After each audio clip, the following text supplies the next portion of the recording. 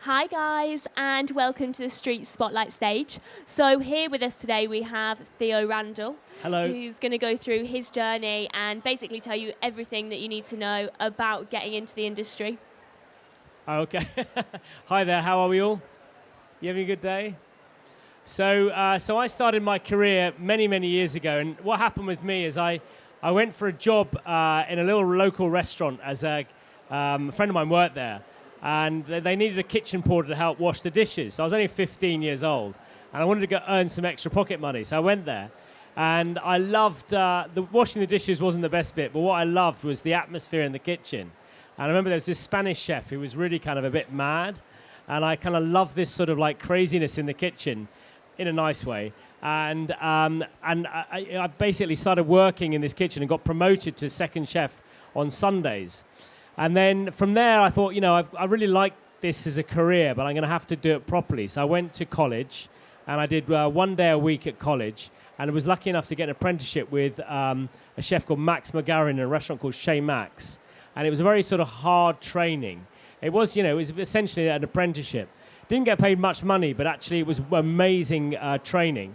And then from there, I worked. I mean, it was basically 60 hours a week, 70 hours a week easily. And then from there I went from being a kind of commis chef to demi-chef de partie to chef de partie in quite a short space of time, because it was just me and him in the kitchen. So we had this very, very intense training. And it was very sort of classic training as well. So I had to do all the preparation, all the meat prep, all the pastry, everything. And it was the best way to learn. And if any advice to anyone getting into the industry is go and work somewhere which is sort of you're working with someone who's very, very good, but work somewhere for at least 2 years, because then you'll get the training. There's no point going somewhere and having this fantastic CV, because you don't actually learn anything. It takes you a year to learn, the skills from one menu, really. So it's very important to actually spend a bit of time with the kitchen and the chef.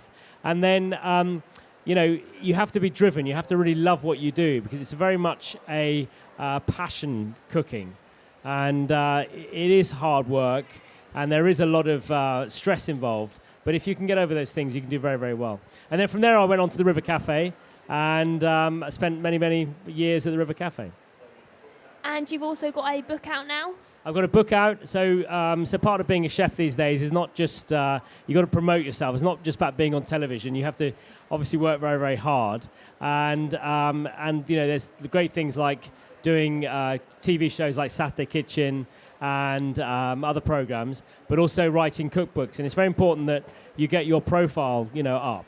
I've been very fortunate enough to do that. But going back to the training side of it, I would say that, when you do any cooking, always write everything down, because I find that when I'm writing cookbooks now, I'm actually referring to notes I wrote a long time ago in my early days in the kitchens. Because if you have a notebook, it's like a diary, and you write things down, and it might be a recipe or it might be an idea. It becomes your information. I mean, obviously now you can use phones or whatever, but what form you use to write down, it's very important to keep, because it's a reference. And always keep menus. Menus are always very good from restaurants to keep. And the more you refer to these things, the more you'll learn. And cookbooks are also another great source of information. So there's lots of things you can pick up. Thank you for that. So as you were growing up, did you enjoy good food? Did you travel? Did you get a sense of what you wanted to do straight away? Or was it just, I'll get a job in a kitchen and then go from there? Yeah, I mean, I was quite lucky. I grew up, my mum's a brilliant cook, and that helped. So we kind of had a very much a sort of foodie upbringing. And then we were fortunate, went on holiday to France and Italy a few times when I was little. And that kind of inspired, I just loved the whole sort of side of it, this lovely going somewhere on holiday and having wonderful food. And I kind of remember those things. And actually, growing up, it's actually your parents that are so important to what you do in your future. And, I felt very fortunate enough to be eating good food from a young age and being taught the importance of good food.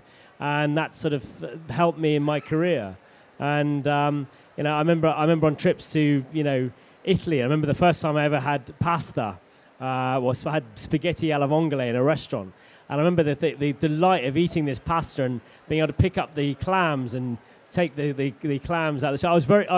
I was always my parents' biggest nightmare, because I'd always order the most sort of complicated or the sort of the weirdest thing on the menu, because I was very interested in food from a young age. But it set me in good stead, because since then, I still remember things from when I was a kid and the taste. So it's very much part of your education. Thank you so much for that. Theo's going to be around for a little while if there are any questions at all. So please let us know. Thank you.